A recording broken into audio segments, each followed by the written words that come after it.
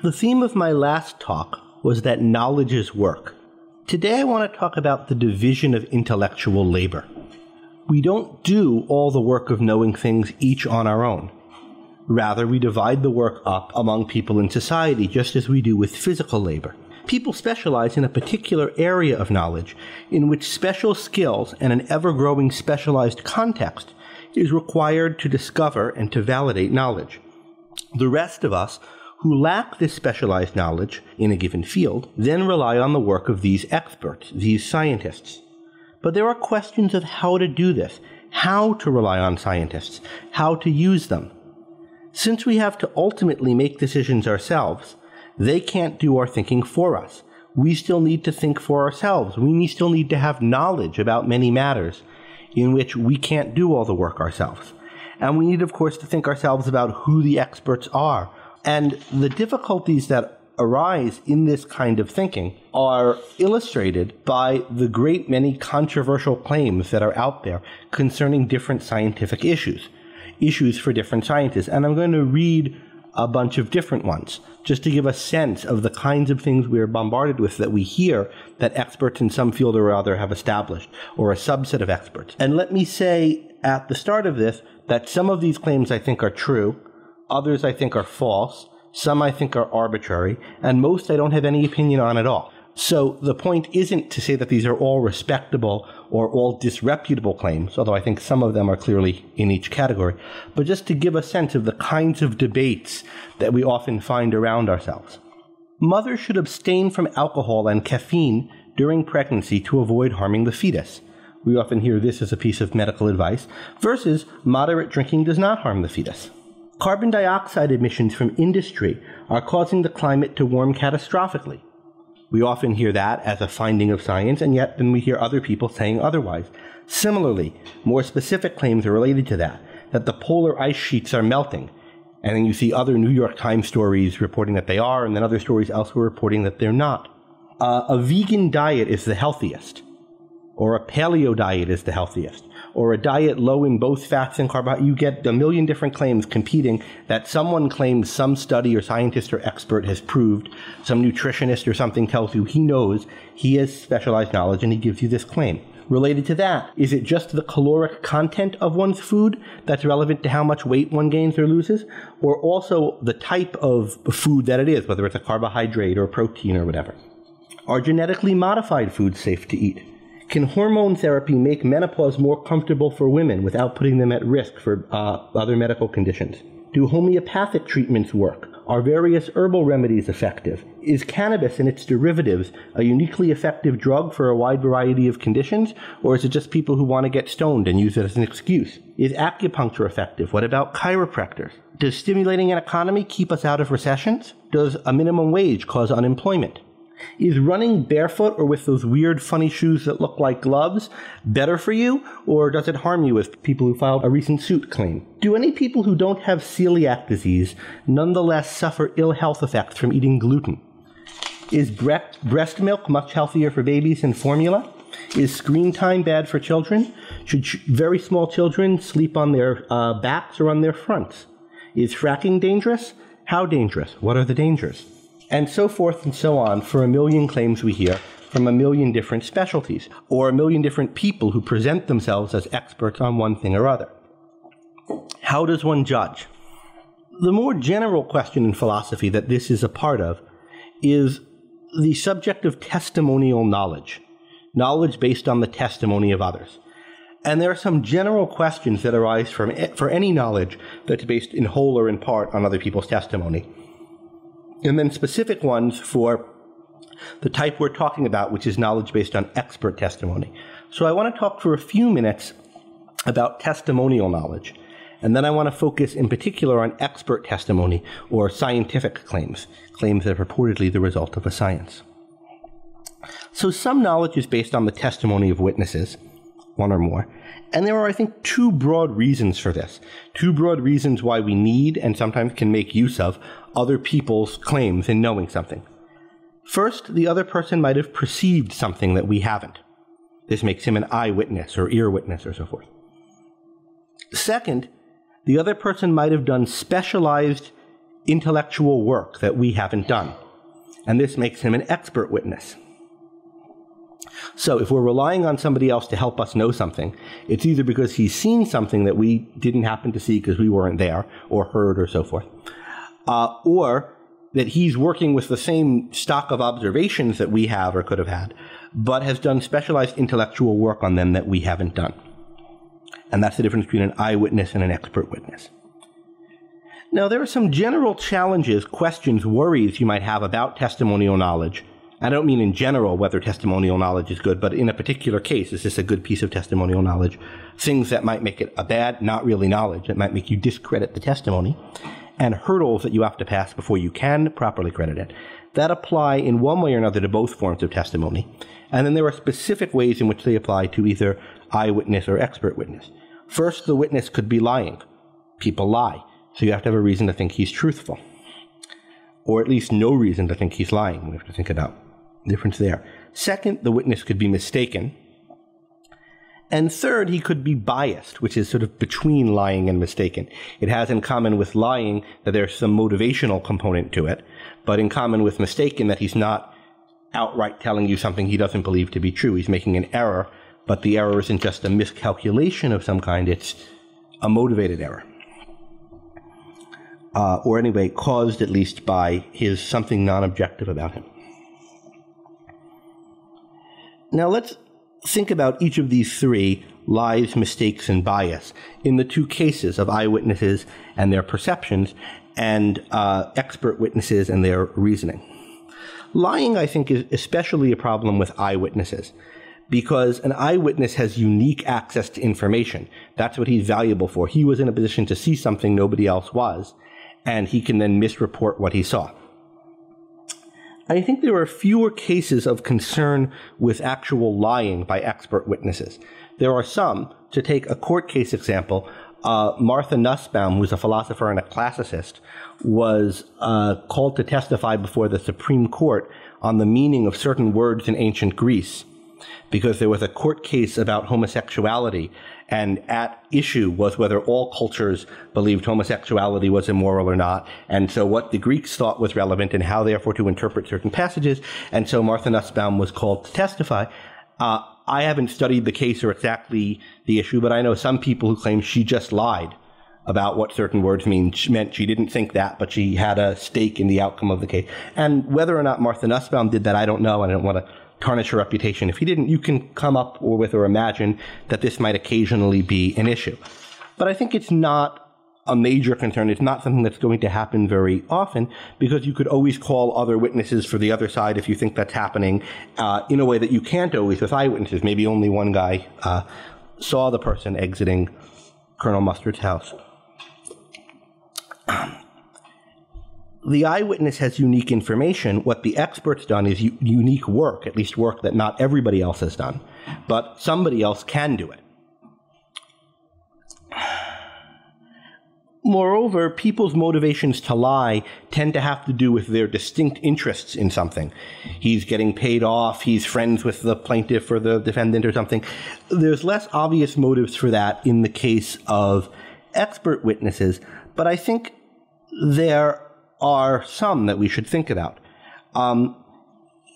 Particularly, we should worry if we think that all of the experts on a given subject share a kind of motivational set or set of interests, possibly because of the financial structure of how research in the field is funded, or just because of biases that are very common.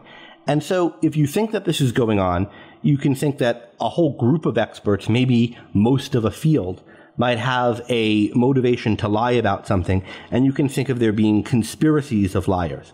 And some people think this is what's going on with Climategate and interpret the East Anglia researchers this way.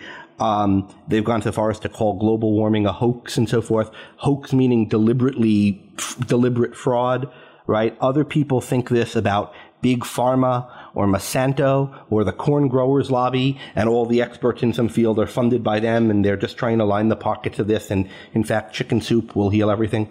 But they don't let you know that, so that you'll buy amoxicillin or something. Okay, so there are these kind of conspiracy theories that you might think you could have, that you might think hold if you think all the experts in a field share a common incentive.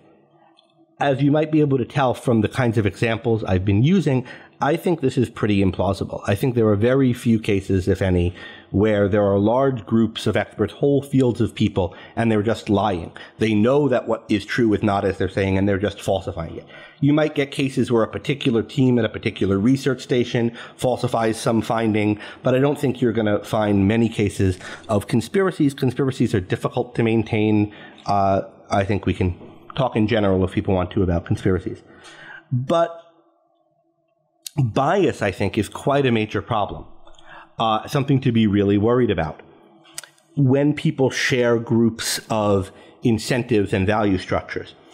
This is relevant, too, in the Eyewitness case. Eyewitnesses can be impacted by bias, and there are some really nice examples of that, particularly 12 Angry Men, the play, has some examples of thinking about bias in the case of eyewitnesses and individuals.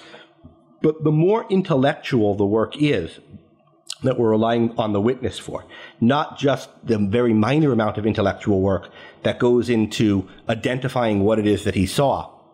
How tall was the person? Was the person white or black? Were they running this way or that? But the intellectual work that's involved in complex reasoning, as in a science, the more opportunities there are for mistakes, and the more need there is for constant vigilance, and the more little bits of dishonesty or motivated thinking, the more easily it can affect one's thinking. Moreover, there are lots of institutional and cultural factors in any advanced body of knowledge, institutions through which it's taught, methods of accreditation for future experts, by which the methods and status are conferred. And it's very easy to see how biases can be propagated through these institutions. If all the teachers share a bias, they'll communicate it to their students. Maybe it'll be part of the selection criteria for getting into the relevant field and so forth, to the relevant institution. And indeed, there are many well-known ways by which biases can propagate through whole cultures. Most cultures have had racial and anti-woman biases. Still do to some extent, but to a much more extent did in the past. Our culture, and I think most cultures, but ours, has an anti-business and anti-wealth bias. And there are other biases one might think of that we should be concerned about in everyone within the culture. So I think bias is a big factor, and I think there are lots of examples of bias infecting whole fields. So I think that's something one has to worry about with expert testimony in general. That's not solvable by just having two experts all the time, in the way having two eyewitnesses, would help correct for bias in one. Then the third cause of a problem with expert testimony is that it could simply be mistaken. Now, rudimentary mistakes involving the misapplication of a known method are easy to catch, and so competing experts are a good check here. But we don't automatically know the right method and the right standards for each science. They need to be discovered and refined over time. And on the cutting edge of any science, there's a lot of unclarity about the methods. So mistakes that are being made are not typically mistakes about how to apply some very well-known and understood method, like mistakes you might make in calculation. But they're mistakes where the method isn't well understood, where people disagree with how to proceed with what would count as good evidence. And I think those are very easy to be quite wide in a field, and not very easy to catch just by getting two different guys so that one person doesn't add the same way. Objectivity, the knowing and following of a method, is difficult. And for most fields of knowledge throughout most of human history, no method existed. So mistakes were rampant. Okay, so this is just a review of the general issue here, that we're relying on experts. We want to make sure our experts, when we rely on them, when we're relying on somebody else to do our knowing, we need to worry about whether they're being honest, whether they've just made a mistake, and also whether there might be a bias that's influencing their opinion. But taking all that as context, I think there's another kind of deeper question at work here in the case of relying on experts. When we're relying on people for eyewitness testimony, we're not really relying on them to do the work of knowing. Yes, there's a little bit of work done in their naming what they saw, but the work of keeping track of how we know the thing and how it relates to the rest of our knowledge is something we're doing ourselves. When we're relying on an expert, on somebody's testimony for the work of knowing,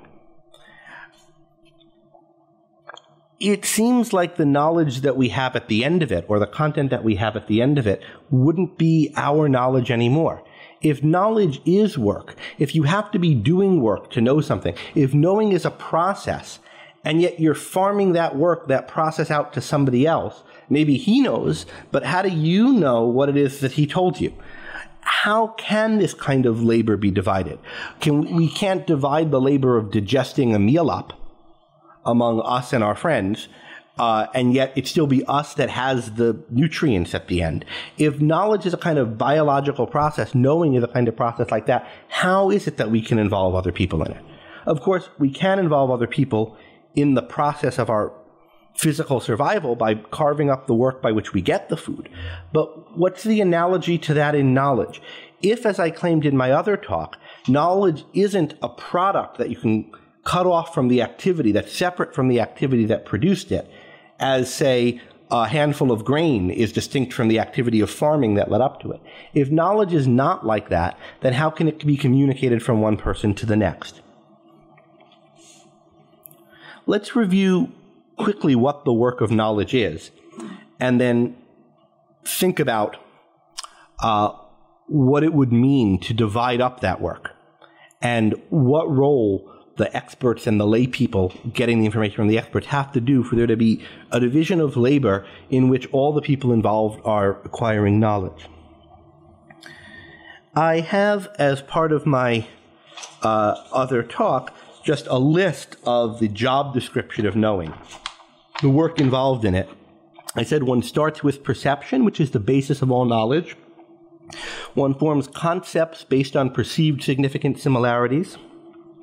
One makes judgments identifying existence by applying concepts to them, either judgments directly based on perception or based on prior judgments. These judgments have epistemic statuses that one has to keep track of, and one has to integrate one's concepts and judgments into a consistent whole. This is the work that we're talking about somehow dividing up, somehow having some people do some of it and others do the rest of, and yet you yourself, not having done all of it, somehow get the fruits of this work. How does that work? Well, let me start by to raise the issues involved in how it works by just describing what I think of as two mistaken approaches to it. And by thinking about what's wrong with these approaches, which I think we'll be able to see, we'll start to be able to think about how this work can be divided up in a way that you at the end of the day know what you know, and some of that knowledge is based on experts. The first broad mistaken approach is what I call slavish following of authority. And this I divide into two subcategories. The insistent variety of slavish following of authority, which we see a lot today in debates about environmentalism.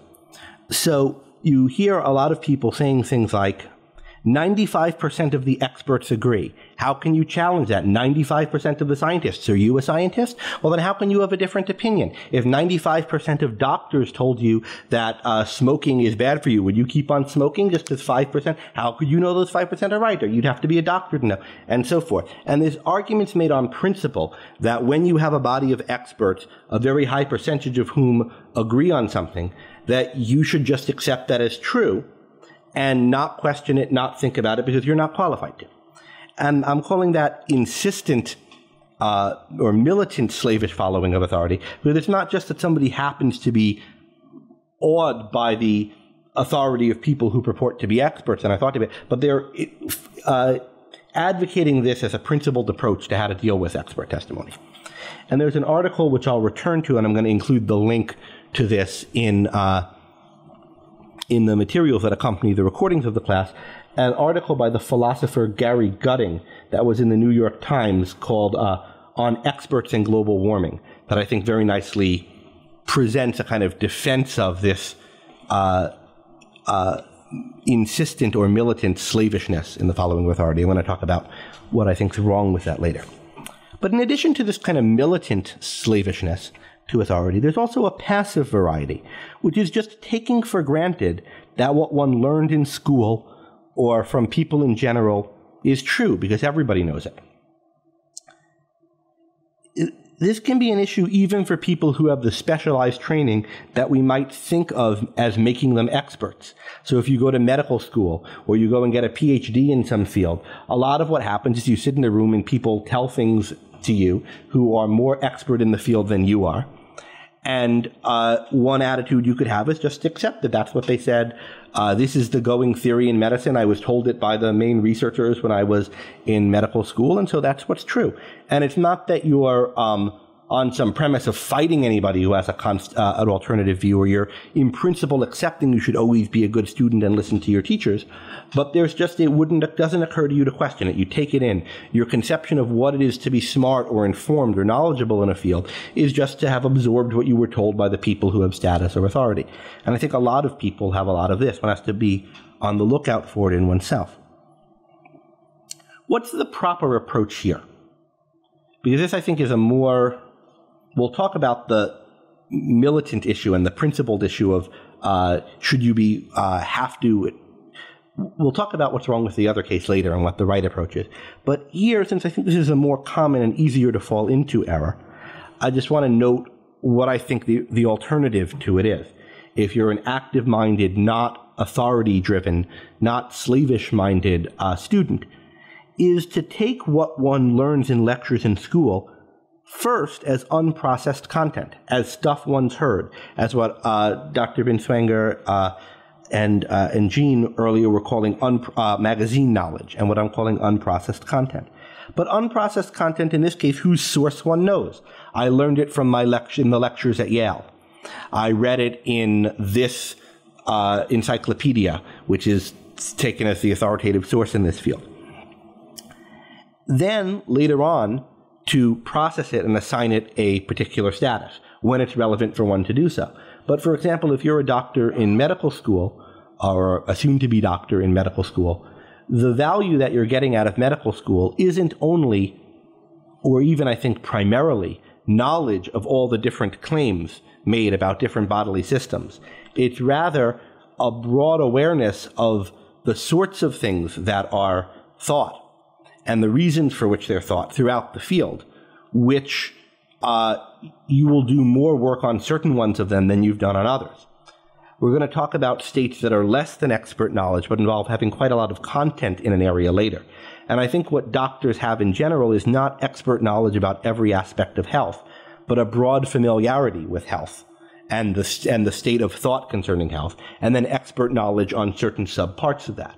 Likewise, I think I have this kind of broad familiarity with the history of philosophy and expertise on certain subsets of it. And I would expect that a physicist or somebody who has a specialty in other fields, if I look around the room, in economics and finance, would have a broad knowledge of the state of thought in finance generally, but expertise on some subset of it. Distinguishing what you have, whether you're an expert in everything, whether you know everything, is part of this being active-minded and being an objective thinker, and is the opposite of just, even in this passive way, slavishly accepting the opinions of experts. You take them in and eagerly take them in as things it's useful for you to have, but don't think of them in propria persona as things that you know. You think of them as things that are said in your field. And some of them you know why they're said, and others you don't. You know where you can look if it becomes important to you to follow up on the issue. Okay, so I've been talking about two varieties, insistent and passive, of the slavish following of authority, which is one wrong approach to take to expert knowledge. The other wrong approach I call faux independence. The first variety of this is what we can call universal Google scholarship, or maybe universal Wikipedia scholarship. You read a few things on an issue, and you think, therefore, that you're on a par intellectually with someone who's an expert in the issue. And with some apologies, my primary examples of this come from HBL, not from what you write on HBL, not from what Dr. Binswanger writes on it, but from a lot of the back and forth discussion that come on it. There are a few people who I think are particular offenders. I won't name them over the years, but there was an occasion when Alan Godhelf made a claim about Aristotle's ethics, and somebody piped in with a little bit of text that he thought contradicted that claim and was all combative about it. And then a few months later, Robert Mayhew said something about an event in the history of pre-Socratic philosophy, and the same person piped in with the first hit that comes up on Google that purported to show that that event didn't actually occur. And then there were some physics threads in which it seems like similar things might have been going on, and this happened in area after area. Now, what's going on here? The person was presenting himself as on par with the experts in his knowledge of this field, having done very little work. What's the alternative to that? Because I don't think the alternative is not looking for some Google sites on something, not checking what passages might Aristotle have said, what Dr. Godhelf said he said, or likewise for the pre-Socratic figures. That would be the passive approach that I'm saying is wrong. It was very good that this person went and did a little bit of work to see how this connected with other things that he knew, or could find out, or read, or hear somewhere. But the proper approach, after doing this casual kind of first look, is not to jump into the fray as though you two are an expert on the subject, but rather to present these things to the experts that have given you their testimony as evidence for them to integrate. Dr. Godhelf, you say that Aristotle thinks that virtues are dispositions, but yet here's a passage where he seems to distinguish virtues from dispositions. And you'd find out that there's an issue about which of two Greek words we translate as disposition and how these things fit together. Or Dr. Mayhew, it seems in this case, it seems there's some controversy in your field about whether this particular event occurred. Can you tell me why you side on this side rather than the other, and what are some of the considerations on both sides? Likewise, again, for the economics issues, for the other issues. My other example that I have in my mind of this kind of universal Google scholarship or casual knowledge making you think you're equivalent to the expert is if I imagine myself trying to debate Paul Krugman on economic issues. It would be ridiculous. I could debate him on some moral issues. I could say your economic argument here as you presented it is presupposing that such and such, and so we have it. But even though I have an understanding of why some economists that I admire think that, say, unemployment would, having minimum wage laws raises unemployment, and I gather that Krugman himself thought this sometimes in the past, and I could maybe present this to him and ask him to explain it, to try to get into the fray with him as an equal, and to say, well, your economics is BS. I read some book once that said such and such. I've read Henry Hazlitt, have you? I mean, it would be ridiculous. The guy knows way more than me about these different arguments, what status they have, even if he's all wrong. And it would be ridiculous for me to try to do that.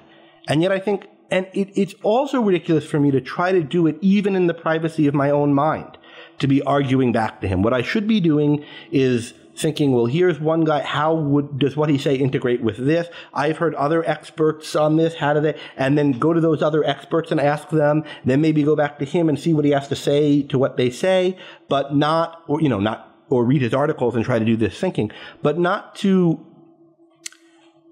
if it's a specialized field that requires expertise, not to think of yourself as though you're in a position to make the kinds of judgments he's making about matters that are specific to that field. If you can make a judgment contrary to him about matters that are specific to that field, your judgment is going through and relying on the work of other experts. And that's fine, and you should be able to do it. But you should realize that that's what you're doing, and that's not something for you to debate with him. It's something for you to debate with other lay people. Some of them rely on Krugman, and you rely on Hazlitt. And let Hazlitt and Krugman, or whoever the relevant experts are, debate among themselves, knowing what your place is in this economy of knowledge. This is as opposed to universal Google scholarship.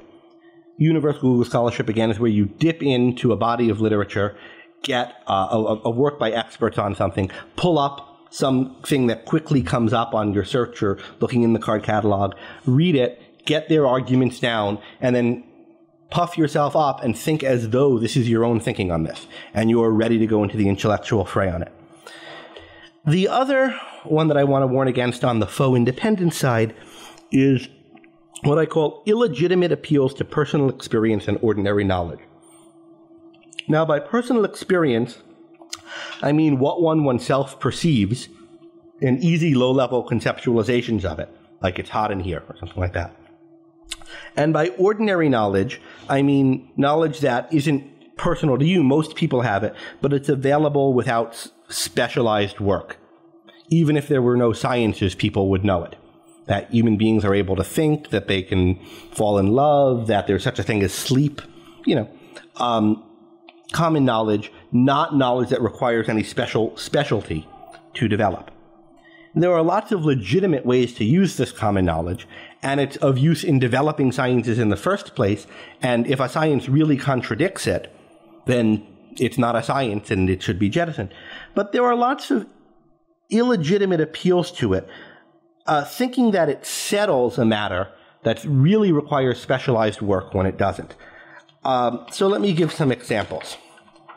Of course there's global warming, and of course it's harming mankind. Have you seen how hot it was yesterday?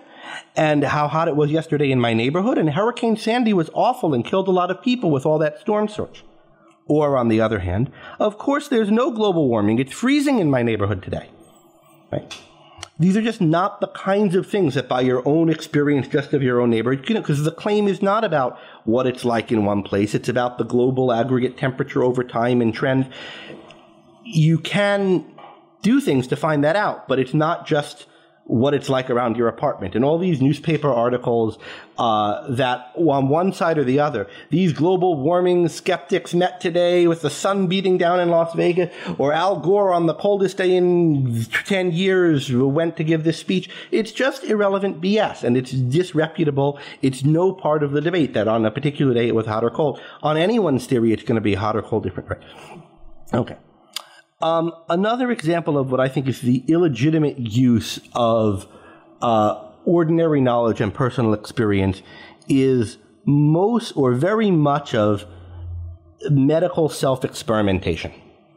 Now, there are things you can know or at least have probability about from, say, that you got sick after you ate a certain food and it's happened a couple of times or so forth.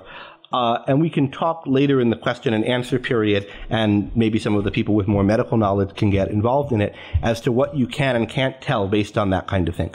But I think there's a strong tendency to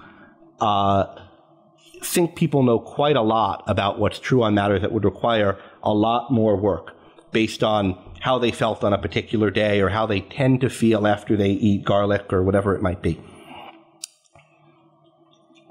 In any case, I think the proper approach here with this observational knowledge and common knowledge when dealing with a field that you know requires expert work into it is the same approach that you should take with the casual scholarship knowledge, the Google search knowledge. It's material to be integrated with the expert's testimony. And it's a kind of integration that requires expertise to do. So what you should do is ask for the expert's help, fitting these things together with what he says, and to judge how well he does that. We're going to talk about how you can do that. But the intellectual work of integrating ordinary day-to-day perceptions in with the findings of a science, if you're going to try to use that to judge whether the science is true or not, requires a greater understanding than you're going to get from the newspaper of what it is that the scientific claim actually amounts to and why it's held. Okay, so how do we avoid being either faux independent, we don't need experts, I can tell it all by myself by a quick look at Google or a look around me, on the one hand, or on the other hand, who am I to know? I've got to just follow whatever the experts say, who am I to judge it? How do we avoid that false alternative? I think it's clear that it is a false alternative. To hold the faux independence view is basically saying we don't need experts. We don't need scientists. One person can know everything just casually without putting much work into it. And that's clearly wrong. On the other hand, to say, who are you to judge? You have to just believe what the experts say, how would you know they were experts? How would you tell? It's a medieval attitude that's asking for obedience to the monks. Whether they call themselves scientists or wear lab coats or not, you have to be able to judge. You have to be able to be critical about what's presented to you as established scientific knowledge. So, how does one do it? I'm going to talk first about what we need from an expert. If we're thinking of an intellectual division of labor and the expert is playing one role in it and you're playing another role, and we want the goal to be you're being able to know something that you couldn't have known on your own, or at least have high probability of it, for it not to be you're merely obeying him arbitrarily, things are going to have to be true on both sides. The expert's going to have to not just pronounce to you and expect you to take his word for it. He's going to have to do more than that. And you're going to have to do certain things with what he gives you. You're each going to have to do some work in the communication between you, in addition to the work that the expert has to do to get the knowledge in the first place. So I want to talk first about what we need from the expert, and then what we need to do with what we get from the expert if he's doing a good job. So the first thing I think we need is evidence of his expertise, evidence that he is in fact an expert. And this includes evidence of the legitimacy of the field that he claims to be a proficient in, and then evidence that he's in particular proficient in it. Now, in some cases, this is sort of so obvious, and we have this so near to hand, and the experts can so easily give it to us, that we don't notice it. And I think this is the case, at least at a course level, with medicine, although I think people need to do more thinking about this than we do. But I think the fact that it's the case at a course level with medicine is what makes this kind of, if 95% of doctors told you something, reasoning seem plausible.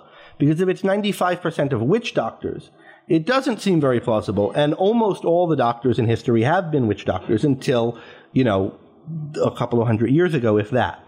So the legitimacy of the field. How do we know that there is any specialized knowledge here as opposed to pretense? Can these people accomplish stuff that I can tell that they've accomplished that I also know I couldn't and ordinary people can't accomplish? Could it just be some kind of parlor trick? What's the evidence that this field actually accomplishes something? And second, the proficiency of this person at this field. He has a diploma from Yale and, whatever it might be. Why do you think this person is a doctor? He's rated highly, recommended by others. What is it? He has to give you something to make you think that. We'll talk about what we need to evaluate these things, but just what should we expect our expert to have on hand to give us?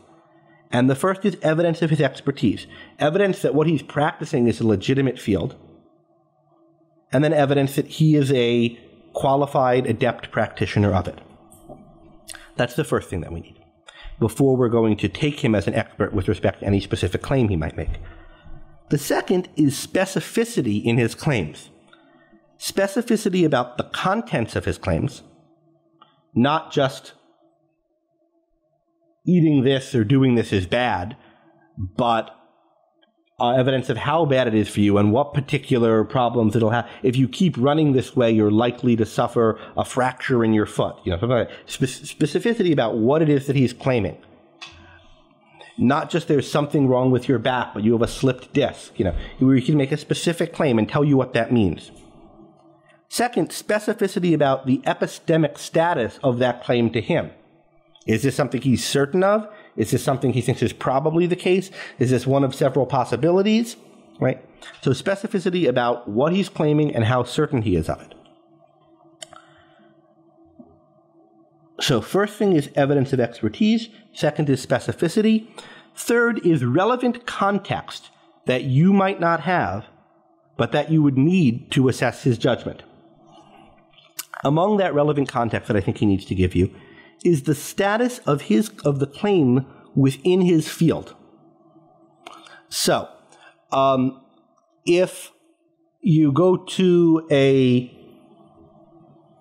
scholar of ancient Greek philosophy, which is a kind of expertise, and you ask him, is the Republic by Plato? I think he should say yes, and that this is a generally accepted, all the experts who've read it and looked into the question, with the possible exception of a few really marginalized, nutty people, agree that it is. This is a well-established and agreed-upon finding among experts in this field. But if you ask him if the first and second Alcibiades are by Plato, these are dialogues that it's disputed who wrote them among experts, he should tell you what his opinion is, but also tell you that he's in a majority or minority faction where there's a lot of disagreement about this.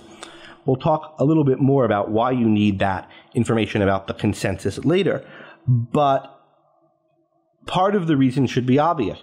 You've gone to this expert, you have some reasons to think that he's someone who knows what he's talking about here, but there are lots of other people whom, for all you know as much as him, have all the same credentials and evidence of their ability that he has.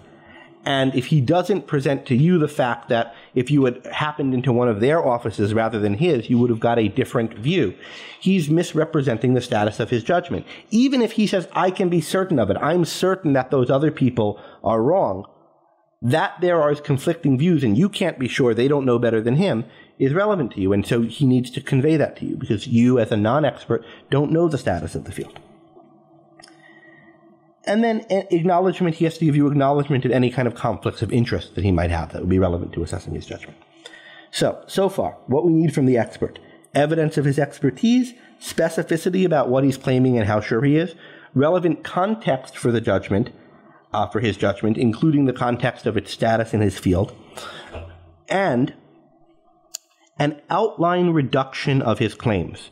Now, by reduction, we mean tracing back his reasons for believing it. If he gave you everything that went into his thinking for believing the claim, he would be, in effect, giving you a doctoral course in his subject matter and making you an expert in it. He can't possibly do that. But nevertheless, he should tell you the kinds of considerations and the main relevant ones. I know this because we did a CAT scan on you and we saw such and such in the CAT scan, and that's the main method for diagnosing such and such. We think that the climate is going to get warmer because of certain observations fed into certain computer models, and it's by these models that we establish this, and these models have this status within the field. Whatever it is, a kind of outline of the way in which he knows it, the basic broad steps by which he knows it. And then finally, you need from an expert respect for your intelligence and context, and specifically for your intellectual independence. The expert doesn't expect you to take him just on authority. And this is shown by his giving you all the previous things we spoke about, giving you an outline reduction, telling you about that, giving you reason to think that he's an expert, letting you know about any conflicts of interest he might have and about differing opinions within his field. And then in addition to doing all the things we already talked about, by his assistance in answering reasonable questions that come up as you and others try to integrate his claims. Now, this doesn't mean you can curbside any doctor or any public intellectual, grab them and start asking them every question you have about why they think such and such, and if they don't take an hour to answer your claims, you think, well, he's a blowhard, doesn't know what he's talking about, he's just a poser.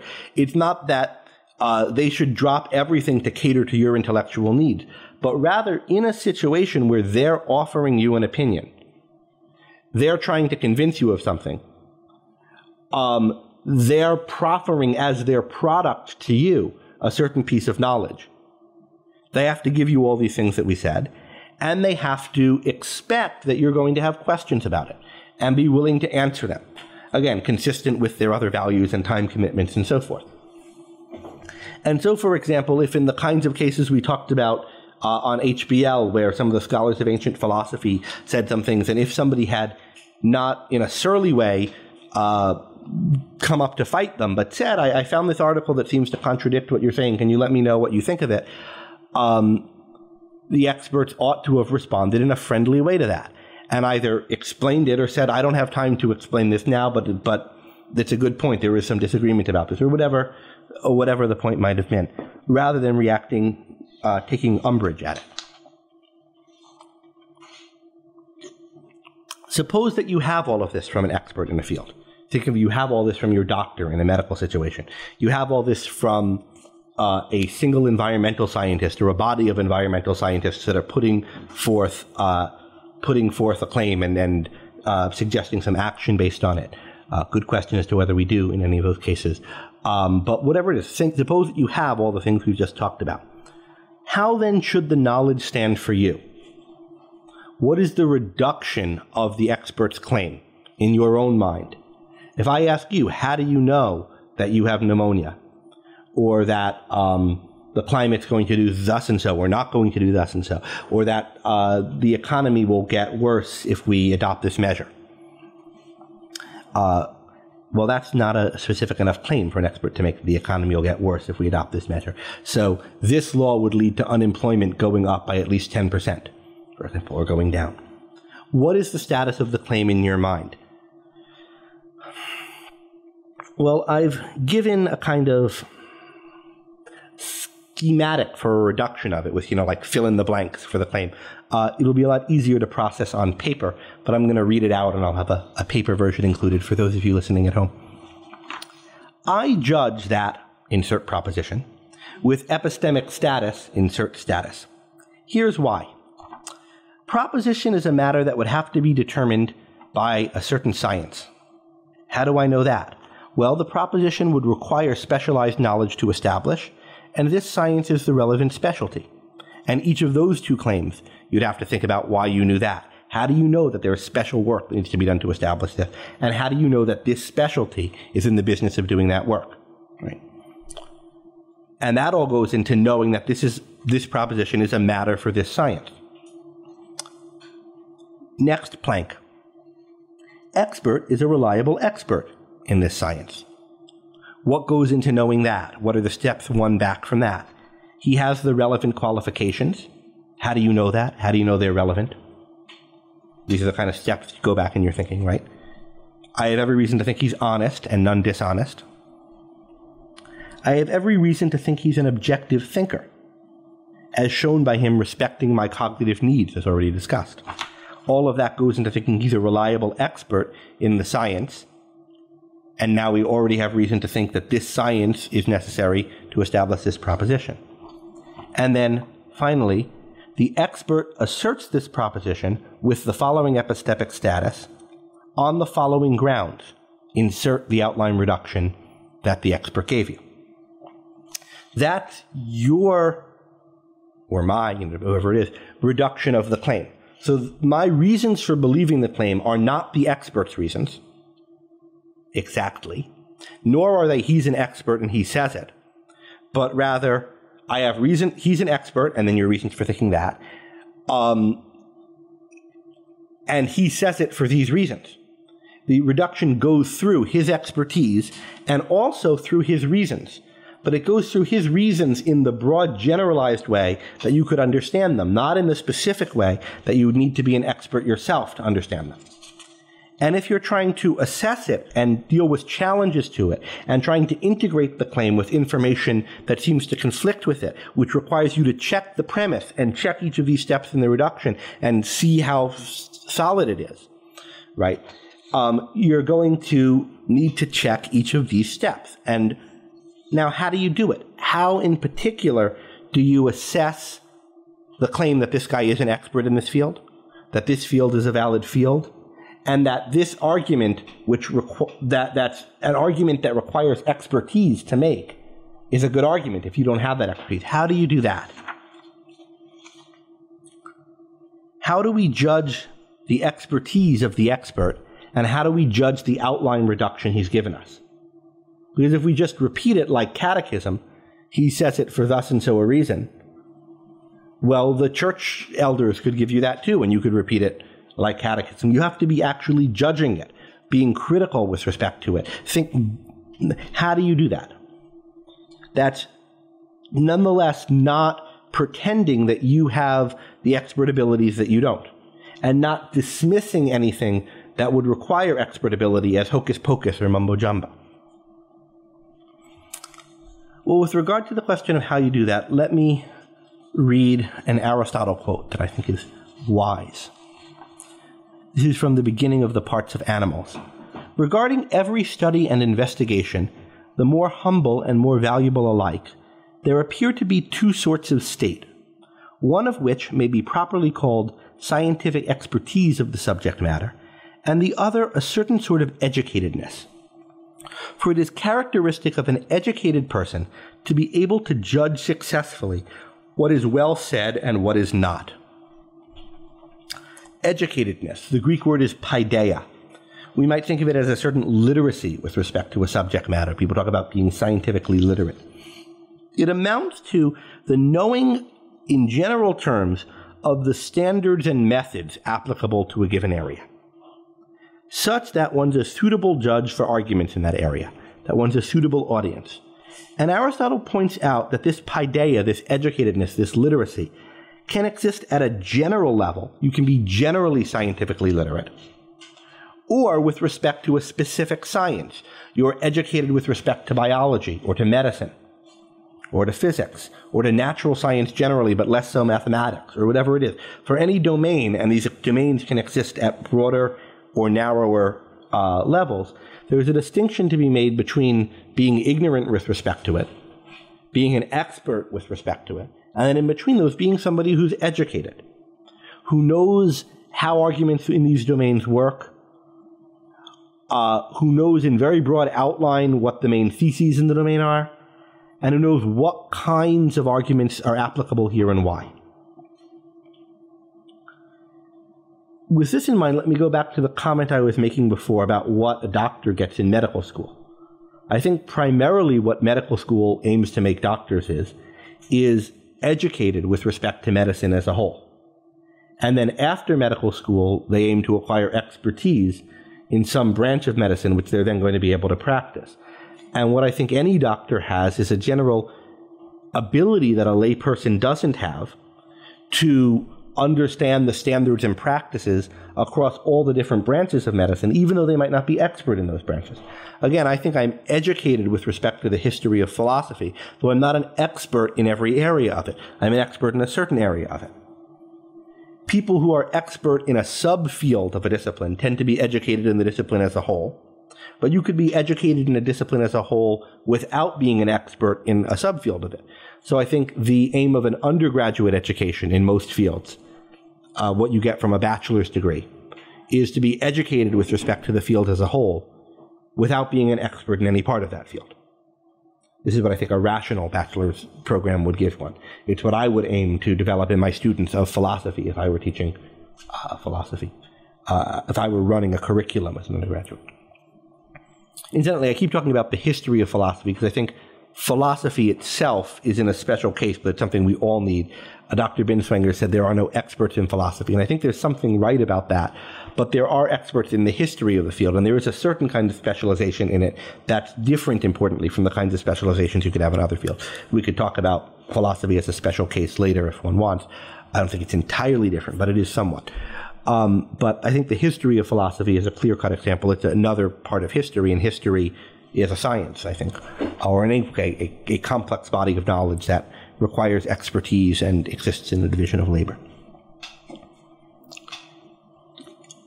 So, what enables one to judge the expert, whether or not he's an expert, and to judge his outline reduction that he gives you, is being educated or literate with respect to the field. And I think it's important that there are these different levels of generality at which one's educatedness can be. At the most wide level of generality, educatedness amounts to being an objective thinker. It amounts to knowing the kind of basic principles of logic, and that one needs to, and then choosing to apply them. But the content of the knowledge is the general principles of logic and argumentation. Then there are narrower and narrower fields of it with respect, narrower and narrower types of education that add to your general knowledge of how arguments work and what's required to establish knowledge, specific things relevant to particular domains. I'll talk about one or two of them in a minute to concretize this. But part of what I think one has to know in trying to judge expert testimony is at what level of generality you're educated relative to what the expert's saying. If you're totally uneducated and you don't know how to analyze complex arguments at all, then I think you're not in a position to do this. But I think, so I think a little kid, for example, is in a position to evaluate a doctor's expert testimony on anything specific, like that he has leukemia or something yet, until he's we can talk about that kind of case. Certainly, I don't think a little kid is equipped to have an opinion as to whether there's global warming or not. Or so we can take these kinds of cases. But if you're an adult and you now have a general educatedness, not specific to any field, part of that general educatedness is knowing how much you know about the specific standards and methods of a given field. And knowing when you need to supplement that knowledge. You're probably never, even if you're a doctor, going to be quite on top of everything that's needed to make very fine determinations about some subfield of oncology with regard to a particular cancer, if you don't have a specific reason to develop it. But you can know, I'm a doctor in general, I have a general sensitivity to the standards, I'm going to confer with my friend who's an oncologist, and he's going to help me to make sense of this argument given by this specialist in blood cancer, or whatever it might be. There will often be many different stages of involving different people in one's assessment of a given expert's argument that have a little bit more relevant education than you. You have enough knowledge to pick them out as somebody who could be relevant to the assessment of whether this person is an expert. They can be relevant to a further person and so forth. And likewise, their take on his reduction, the general argument that he gives you, will help you to understand it. Now, I'm being a little too vague here. So, as we're dealing with more and more general capacities, not highly specific expertises in something highly specific that's very far removed from your general knowledge, the closer to general knowledge the thing is, the easier it is to assess whether the person has it. And so, I'm suggesting one can bootstrap oneself to making highly determinate judgments by judging a couple of people's general knowledge ability in a broad domain, then enlisting their help to help you judge the more specific expertise of someone else within that domain. It might be several steps involved in this before you get to a particular conclusion. Now, you might think that this is some extremely complicated process that nobody does, but we all do it all the time because it's done through institutional structures around us. For example, why do we think that if somebody has a diploma from Harvard or Yale that says they're a doctor, that they're probably a doctor? Well, we have a general knowledge of Yale and Harvard as being long-established institutions of higher learning, that have specific medical programs that are generally well regarded. And now, why do we believe that? But it's a lot of this knowledge is transmitted through the culture about broad institutions or individuals who have broad sort of expertise, which we rely on then to testify to the more specific abilities and expertise of particular people. Again, if you read an article in a medical journal or a diet book or something like that, making a specific health claim, you might ask your general practitioner doctor what he thinks of that claim and of that argument. That doctor might not be the kind of specialist in, say, diet that would make him a good author of a book like this. But he's going to know a lot more than you about it and about what kinds of things you'd have to consider to know if the claim were true. And you'll be better able to judge whether this guy's a reasonable person in a range of circumstances than you will be able to judge, you might be able to judge the book. Now, I just want to give a specific example with medicine of a place that I think is brimming with paideia, or educatedness about it, both because medicine's an important issue, because I know a little bit more about it than some other fields, being married to a doctor and talking to her about it sometimes, and just because I think it's it's the best place I know with regard to a specific field that illustrates the kind of thinking skills I have in mind and the kind of content and standards knowing I have in mind as paideia or educatedness. And that's a website called sciencebasedmedicine.com. I'll include the links to some of what I think are the best pieces at that site in the paperwork that accompanies the recording of this class. Let me start with a caveat about this site. All the contributors to it are horrible politically. They want to ban most of what they think is bad medically and force you to do a lot of things that they think are good medically. And these sorts of political mistakes, in addition to being bad in their own right, I think have real implications for the objectivity of the science, which we're going to talk about later, and in particular have real implications to the expert-layperson relationship, which make it very problematic. So it's not that I think the political mistakes made on this site are so far removed from epistemological issues that they're not worth considering. They are. But notwithstanding that error, I think they're quite good at raising issues, not all of which issues would be obvious if you hadn't read it here, that go into assessing medical claims. And reading about this in the case of medicine can sensitize you to the kinds of issues that go into addressing scientific claims more generally. This site's certainly my own first stop when I want to think about medical controversies and get some context for them. So let me mention just a few points that they've stressed on this site that I've learned from them. First, the crucial role of double-blind, placebo-controlled studies in medical research. Why these are a gold standard in medical research. Now, if I were to stop and say why they are, that would now be getting into a lecture on medicine. But the whole issue of these studies being special and why they're thought to be special is something I think you should know about. That's part of being educated about medicine. That's part of knowing how to assess claims about medicine. Not that every claim made has to have one behind it, but whether a certain claim does, why it would be applicable or inapplicable in this field. If you're not hip to that issue, I think you're not educated with respect to medicine. Related to that, the magnitude of the placebo effect and nocebo effect. A nocebo effect is when you think something's going to harm you when you take it and then you feel crummy, whereas the placebo effect is when you think it's going to make you feel good. And this is very relevant to why these kinds of double-blind studies are necessary. It turns out that if you people think they're allergic to such and such and you give them stuff that you tell them that has it in it, they will get sick in many populations about as much as they would have if you gave them the stuff that actually has it in it, which suggests that a lot of the allergies people think they have, they don't. And likewise for a lot of whole therapeutic modalities like acupuncture and other methods. Okay. Another thing that the site stresses that I think is really important. One will discover many meaningless correlations if one performs studies, including these gold standard types of studies, to test arbitrary hypotheses. They don't call them arbitrary, but to test hypotheses that are arbitrary or that there's every reason to think are false. Why is this the case?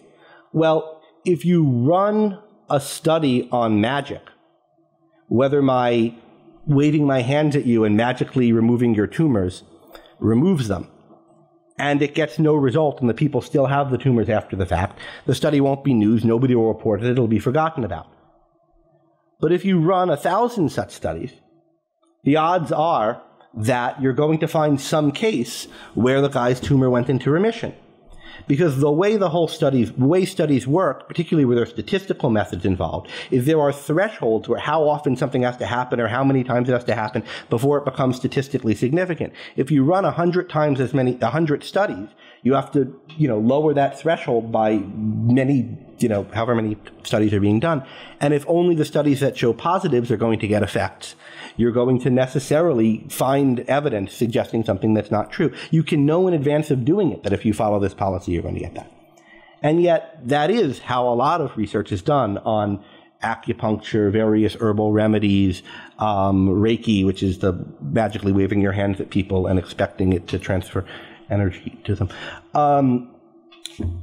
and any one of a number of other modalities. So just the whole issue of, well, they've shown me a study and 2% of the people with a 1% margin of error. If you weren't alert to this issue, you wouldn't know to ask questions about, well, who did this study? Have there been other studies of it? So these are kind of things, I've just given a few of them that are not obvious if you haven't thought about them, but that come up a lot in the field of medicine. And if you've thought about this in medicine and noticed it from this side or somewhere else, you'll also be alert to the fact that there must be fields like this and things like this in lots of different fields. Now, this last one I mentioned concerns, in a way, statistics, although it's a little bit too basic to describe it as part of the science of statistics. Statistics itself is a whole complicated science with experts in it, and one should know that. And if one's given statistics, one should be aware of, does one know how to interpret these kinds of statistics? Can one get the advice of people who do? Is the methods used by this person considered reputable by people who have training in statistics and so forth? And why do they consider it reputable or not? Okay, so this was just a kind of taste of some of the kinds of issues that having paideia in a field consists of, and a recommendation of a place to get some more of them in the case of medicine. So I want to turn now to the issue of consensus, which we've been talking about on and off throughout. I've already given reasons to think that looking for a consensus, or at least knowing the state of debate and what things there are and are not consensus on among experts, is important. Let me repeat the reasons why it matters. It's arbitrary to favor one expert over others in the case of disagreement when one's evidence of the expert's expertise is equivalent for the two disagreeing experts, and one will often be in that situation. Moreover, one must integrate the presence of conflicting expert opinion within a field when one finds it. One can't ignore the fact that there are experts who say the opposite of what the experts you read or are more familiar with or like better say. So it's important to be sensitive to this issue. And when you see people saying things like scientific consensus is an oxymoron or something, which I saw some commentator on environmentalism say, that's really wrong. It amounts to going back to that kind of faux independence attitude. Science is every man for himself. We shouldn't have any division of labor. And I, who've just read a book or two, am on par with everybody else, and including people who have spent their whole lives working on this issue. It's ridiculous. The issue of knowing what other people think and what their reasons are matters in science. It's essential to the division of labor. Now, the militant authoritarians, remember, authoritarianism was one of the mistakes, or I called it slavish obedience before. The militant, slavish, obedient people conclude from this that we can't judge the consensus of experts. 99% of doctors, they say, thumping the table, and 95% of climate scientists, they say, thumping the table, say such and such. Who are you, not even to disagree, but to question the issue? Now, in spite of the fact that consensus and knowing about it is important, this attitude is really foolish. And you can see this if you think about people who would have said this attitude in the past. Almost all majority consensuses of experts have been wrong. And not just wrong, in many cases they've been totally unjustified. Think of the consensuses of religious authorities in the past. Think of the four humors theory of medicine. Not only did the four humors theory of medicine turn out to be false, there was never any reason to believe it with the level of certainty that the people who thought they were experts in medicine had. There was very little, maybe circumstantial evidence that these four fluids are important. Never anything like sufficient to establish that they are the four principal things governing health. Likewise, the miasma theory of disease, a very plausible thing that maybe should have even had probability at a certain time, but it was viewed as certain by a lot of people. Bloodletting as a good treatment for disease. Lots of things that I'm particularly choosing medical examples now because it's the thing that's used as the example that is 95% of doctors when it comes up in the climate case. Most medical consensus were wrong, and not only wrong, but not reasonable for them to have been consensus of the experts at the time. We're not omniscient. Sometimes people are going to make mistakes even doing the best they can. The most probable theory might be such and such, and yet it turned out to be false. But we're talking about cases where there just wasn't, these people had no business believing what they thought with the confidence that they had. And if you look historically through the cases of things that were believed by communities of people who profess to be experts, that's the norm, not the exception. So, at the very least, you need to give a lot of thought to the question of, is this a field where there are methods current in the field that are generally accepted and that are being used by these people sufficient to think that what the things that have general currency within the field, the things that the people in the field agree with, are likely to be true? because those are exceptions. It's only exceptional fields that that's the case of. And it blinds us to it now because there are a lot of examples of good fields now. But if you think throughout the history of time, these are the exceptions. You need positive evidence that a field is like this. Now, the Gutting article that I cited earlier as an example of the militant Slavish authoritarian view, the 95% of doctors view, the who are you to question the experts view, is somewhat sensitive to this issue. He says, yes, of course you have to distinguish whether it's a field like angelology or a field that you have reason to think is a serious field. You have to first be able to distinguish as a layperson between a total pseudoscience and a science. But once you've established that it's a legitimate field where there's legitimate expertise, it's at that point that you have to just go by what the experts say. You can't evaluate the expert opinion yourself. Otherwise, to try to judge independently what is said by the people in a field that you yourself acknowledge to be a legitimate expertise, to try to judge that yourself would be to practice faux independence. But I think even from the examples we've already seen, we can see that there's not a binary choice between a pseudoscience like angelology and modern scientific medicine where we think the doctors are quite good. Where does bloodletting or the miasma theory go? Is that like total witch doctory? Doctors who practiced and recommended these things also had more real knowledge about the body than the average Joe. Yet I think the average Joe could have asked them how they knew that bloodletting was good for you and that the miasma theory was true, and I think the doctors couldn't have really backed it up. Indeed, that's more or less what did happen in some of these kinds of cases. Even though in really established fields where there's sophisticated methodology, evolutionary biology, physics, medicine, even in fields that are quite good and quite healthy, it's still very common for there to be enthusiasm about new discoveries that goes beyond the evidence. At the cutting edges of knowledge, what's been true about knowledge all the time throughout human history, namely that people didn't know quite how to do the work, so they were very hazy about what they knew and didn't know, that's still true at the cutting edges of knowledge, and it's always going to be true. No field could be so well established that the methods for determining things in it are so rote that there aren't any things the field does that are like this. There are certain very narrow kinds of questions that are just like issues that have been solved in this field a million times before, that you might have standards that are so well known and so easy to apply. Koch's postulates, for example, might be like this in the determining whether a certain disease is determined by a certain microbe. We've solved analogous questions thousands of times before, and now we're doing it again in a new case.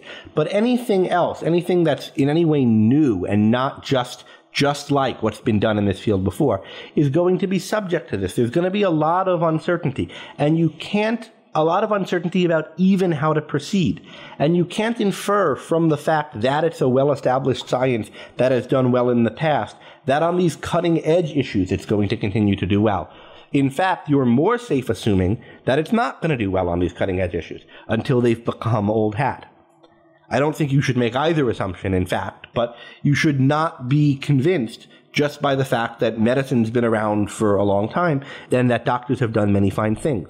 Likewise, physicists, when they set to work trying to understand a new and complex system, or climate scientists, or anyone else. Let me give another example. Evolution. Evolution, I think, is about as good science as there is, the establishment of the theory of evolution. But throughout, it's been associated with tons of dubious pseudoscientific claims, many of them held without much evidence for them by people who also did good work in evolutionary biology.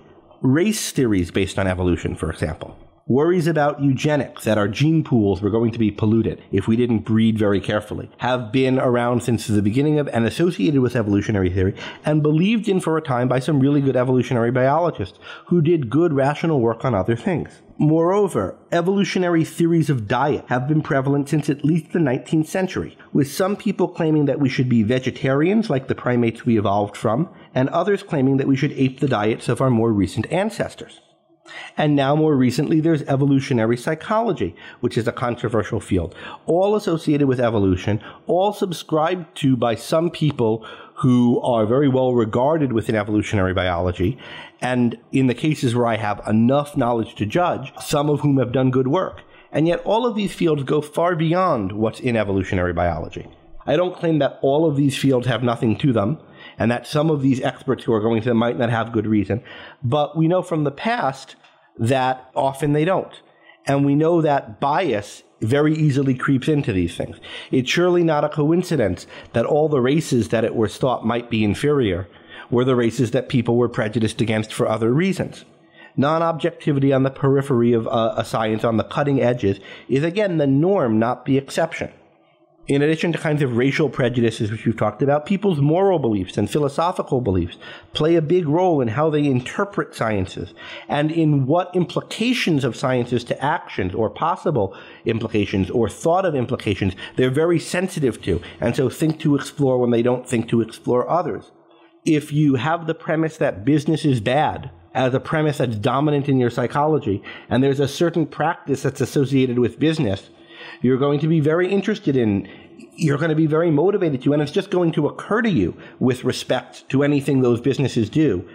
Any hint that they might cause some harms is going to be very salient to you, and so you're going to be very prone to do research on that and to be aware of any slight implications of your theory in that direction, and yet totally unaware of, unsalient to you, implications that what the business is doing might be good, that your theory might also support. Any kind of bias, prejudice, even good moral beliefs are going to have an impact on how we think about these things that are not always obvious, and that goes beyond what's actually part of the science. And there's always in every science going to be a lot of material that's on this frontier, that's on this cutting edge, and a lot of difficulty about telling just where that frontier is. So one can't, shouldn't, believe what 95% of the people in any science tell one, even a science that one knows is fantastic in a lot of ways. If all one knows, besides that the science is generally good, is that 95% of the people in it agree on this, you need to know some more than that. What do you need to know? Well, the kinds of things I said we need to hear from the experts earlier, and then you need to do the kinds of thinking that I've said you have to do with those things, and you have to think about, enlist the experts' help in answering the questions that come up about them. Assessing a scientific consensus is difficult. It's not easy. And for reasons, some of which I've already said, it's continuous with assessing one's culture. Part of the reason why that's true is because you have to think about what biases are prevalent. And the biases that are prevalent among the scientists in a field are largely, although not exclusively, going to be the same biases that are prevalent within a culture. But also because the intellectual division of labor that one relies on when one's making use of and consuming expert knowledge is not a two-part division of labor between you and this one expert who you're asking for his opinion. It's rather a very complex division of labor that might involve many, many people and the whole society. If you think about all the things that are involved in your judgment of this guy is an expert, in all the different knowledge, which could include historical knowledge of the accomplishments of this science that lead you to credit it as a real science. I used the moon landing, for example, as a reason to think that, or in an earlier part of this conversation, that physicists knew what they were doing. But I didn't see the moon landing, and I'm relying on other people's information that it actually happened. Now, I think I know that, but it's not something that if everybody just died, and there was nobody else and no books to it, that I could know on my own. If I could know it, if I told my kid, we imagine a desert island scenario when I'm the last person and last two people, and repopulating the planet, that wouldn't be knowledge I could pass down to him. It would be myth and lore. But, he wouldn't, assuming all the books are gone too, right? So it would just be my say-so that it happened. To actually prove it and establish it, you need a lot of work done by historians and people to keep that knowledge alive and integrate it with other things. So since we have to bring all of our knowledge to bear on all of these determinations, part of judging whether somebody's an expert and whether what he says is true and assessing his reduction of it is how it fits with other things one knows.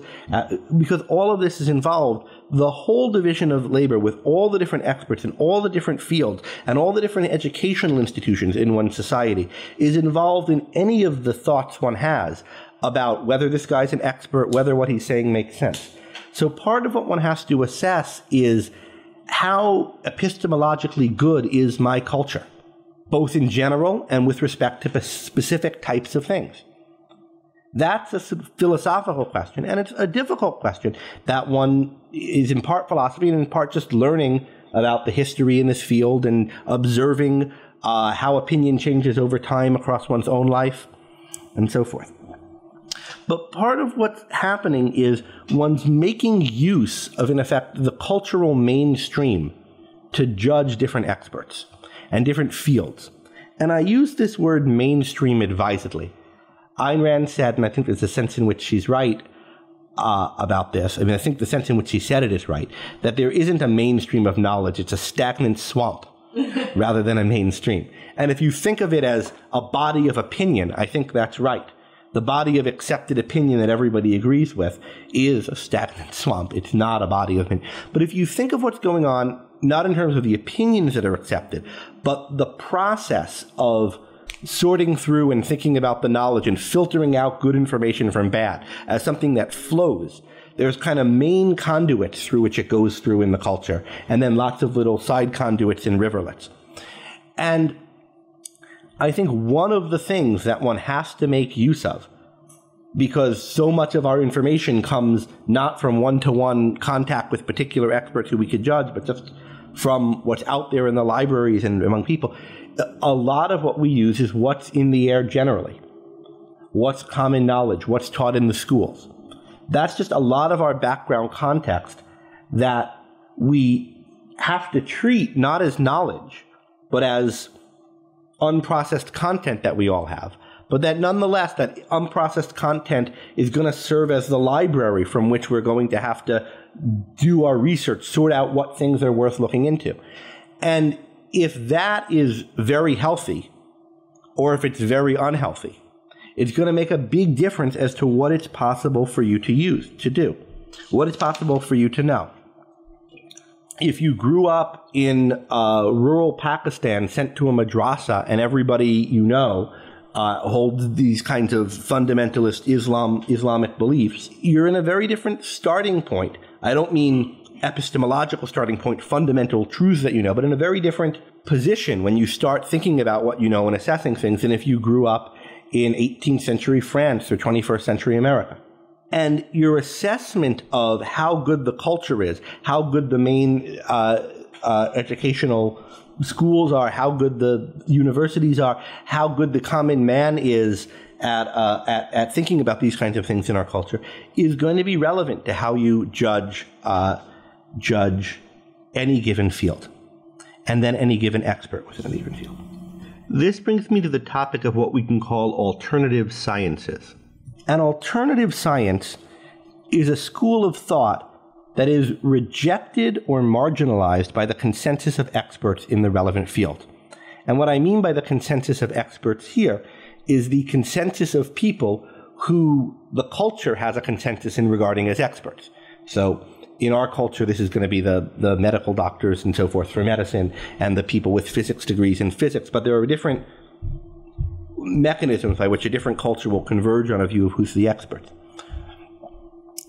An alternative science is a school of thought that's rejected or marginalized by the consensus of experts, a topic that's pursued by a small group of usually insular experts who are pursuing research down this neglected pathway. Often these insular putative experts are directly appealing to the general public rather than going through the channels through which are established in the culture as the way to do this. And there are a lot of examples of this, and I'm going to read out some of them. And as with the examples of controversial positions earlier, I don't think these have the same standing. Some of these I think well of and others very ill of. But they all have in common that they're rejected or marginalized in the culture, within the relevant fields, and there are kind of cliques of people doing research on them. Skeptical climate science, creation science, revisionist history, various forms of alternative medicine and alternative nutrition. Austrian economics, I think, is like that. So is Montessori education. Things like the theory of elementary waves and other really far-out theories in physics Also, I think this is borderline, Eric, you can tell me better. I think Bohmian mechanics is like this. Now, alternative sciences are extremely valuable in a culture as a check, and a healthy culture will have them. They might be true for any given one, but if you find a culture where there are none, there's something wrong, right? There need to be some. But there are particular challenges with an alternative science. It's difficult for experts in them to maintain their objectivity. This is true for experts in any science, even if it's mainstream, but I think there are particular extra challenges if it's an alternative science. It's easy to develop a persecution complex, which then makes one defensive to criticism. There's social isolation from review by critics with different views because you're clustering together. We're the only people who want to talk about this. And so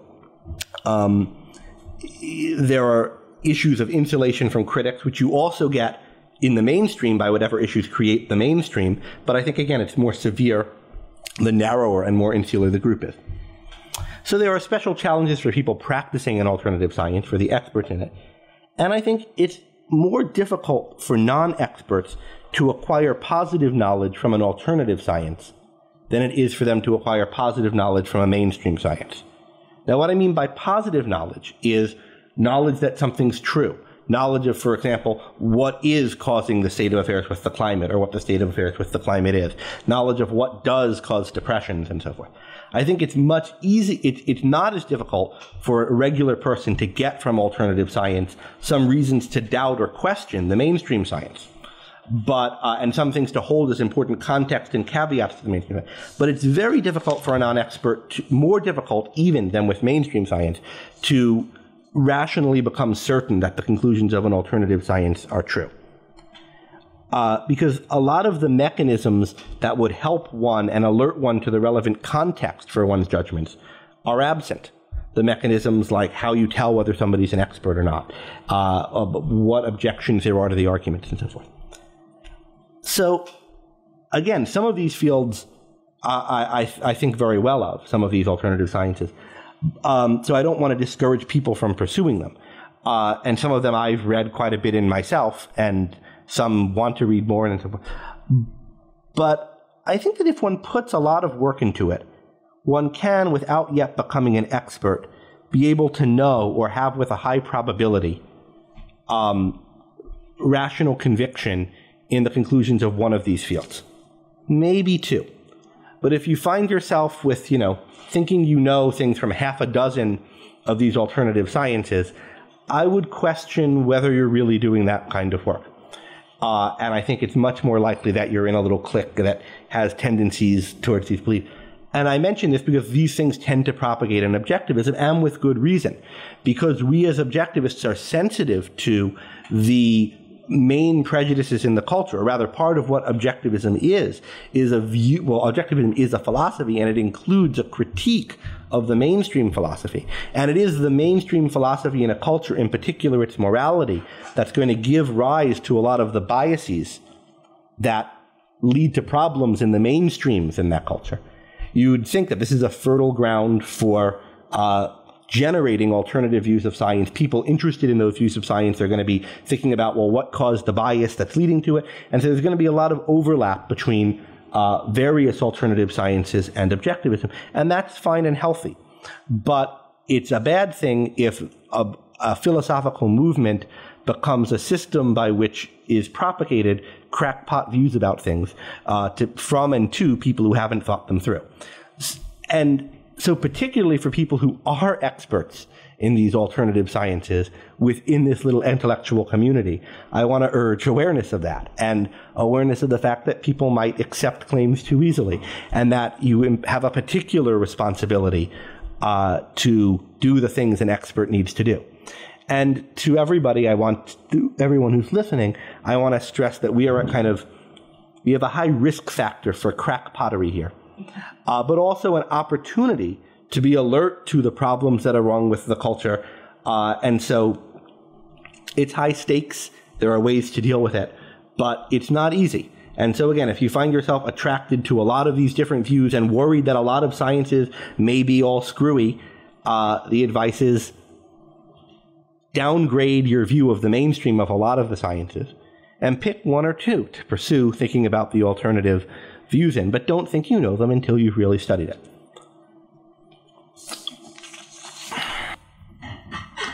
There's one more topic I'd like to discuss. We talked earlier about some of the ideological factors that make a culture better or worse at achieving and conveying knowledge. And we said that one needs to take these into account when evaluating fields and individual experts. These factors include the extent to which a rational methodology is known and practiced, both in general and within each field, and the prevalence of various sorts of biases, and more generally, the extent to which the culture is truth-loving, is objective. But there is a second type of factor that stands in a reciprocal relationship to a society's ideology. It's politics, the extent to which people are free, or else subject to force. Not only is rationality and objectivity what leads people to value freedom, freedom is needed for thinking, and is needed for a functional division of intellectual labor. So the more coercive a society, or the more coercive any field within a society, the less functional it will be epistemologically. The less the mainstream will function, the less it'll be possible to determine who is and who isn't an expert. And in the end, the less it'll be possible for you to know if you live within that society. This is especially a problem when experts are promoted or installed by governmental force. Here I recommend Ayn Rand's essay, The Establishing of an Establishment, in which she talks about how government grants for the sciences entrench whatever ideas are currently popular, insulating them from criticism and revision. To the extent that such force is present, dissenting schools of thought that could otherwise have been part of the intellectual mainstream are relegated to the status of alternative sciences, with all the epistemic challenges that poses, both to the experts within those schools and to lay people who are trying to figure out the truth. Matters are made even worse when this scientific establishment is given coercive power over people's decisions. We can see this, for example, in medicine. Because of government licensing of doctors and the control of drugs by the FDA and DEA, doctors and scientists do not function as experts advising us on what procedures and drugs will benefit us. They instead function as authorities in charge of doling out to us the health care that they deem best. Before you accept the doctor's opinion on whether a certain drug would benefit you, you can ask him all the questions we discussed previously. But, of course, in many cases this whole process of thought is negated because you are forcibly prohibited from getting the drug without a permission slip from the doctor. And in any case, no individual doctor is free to recommend and prescribe whichever treatment he judges best, based on his own understanding of the state of knowledge. Instead, he has to abide by the edicts of the doctors, scientists, and bureaucrats at the regulatory agencies. They don't need to convince him, and he doesn't need to convince you, because they can simply prohibit him from acting against whichever policy they prefer, and he can prohibit you from taking the drug if it's one that his superiors let him have. And in this system, there's no ability to use the thinking we've been talking about to the extent that there's force limiting it, and it's not worth it. Nobody can afford to do it. So the imposition of force negates and paralyzes everybody's thinking. In such a system, to the extent to which it is even possible to honestly discuss ideas and convince one another is eroded. Everyone has myriad conflicts of interest and cause for distrust. If those wielding authority present objective evidence to those over whom they wield it, and if they answer their questions in the way I said earlier that experts need to, they're doing it out of charity rather than out of respect. Since the ruled over are prevented from making decisions for themselves, their ability and incentive to think about the relevant issues objectively just atrophies. They become increasingly dependent on the authorities, and the authorities become increasingly contemptuous of them. And this happens with every relationship within the domain where force is applied. So every transaction in the marketplace of ideas is corrupted. and each corrupted transaction eliminates opportunities for genuine knowledge. As a result, everyone, from the most erudite expert to the simplest layman, is able to know far less than he would be able to in a free society. The frontiers of knowledge are constricted. But I don't want to end on too bleak a note. If you read and take seriously the establishing of an establishment and the argument I've just been making, it's natural not only to be depressed by this, but to long for a better past in which we were freer, and therefore the intellectual culture functioned better, and it was possible to know more, to discover more. And there are respects in which I think intellectual culture has functioned better in the past. But of course, there's never been a fully free society. These problems have always been with us. There's always been force. And though in some respects and in some areas it's getting a bit worse now than it has been in the recent past, in others it's getting better. Moreover, we have now more knowledge available to us than anybody ever has had in the past, and the technology is such that it's much easier to share and communicate knowledge than it ever has been in the past. So, on balance, I don't think there's a time or a place where we could have been living, where we would have been better situated epistemically, better able to learn, better able to know things. With reference to what's possible to human beings, things could be a lot better. And in a way, of course, you should always judge things, judge man-made things, by reference to the ideal, so that we can think about how to make it better and how to achieve it, how to realize that ideal. But we should always keep in mind that that ideal isn't a default. It isn't something that we're owed that's normal. Rather, it's a value that has been achieved. You could have been born a Neanderthal, or in rural Pakistan, or medieval Tibet, or France, or God knows where, or God knows when. We are now living in a time when, despite all the problems, all the difficulties, more information, better communications are available to us than at any time in any place previously in history. All of the opinions of mankind are a click away. You're living at a time when, despite the force that's present, you're more able to know more things than anywhere ever before. We've got a lot of great things that have been discovered, a society of people who are brimming with things to teach you. Some of them are wrong, and you've got to work it out, but you're way ahead of the game. All right, with that optimistic note, I'll close the formal presentation, and we'll open things up to questions.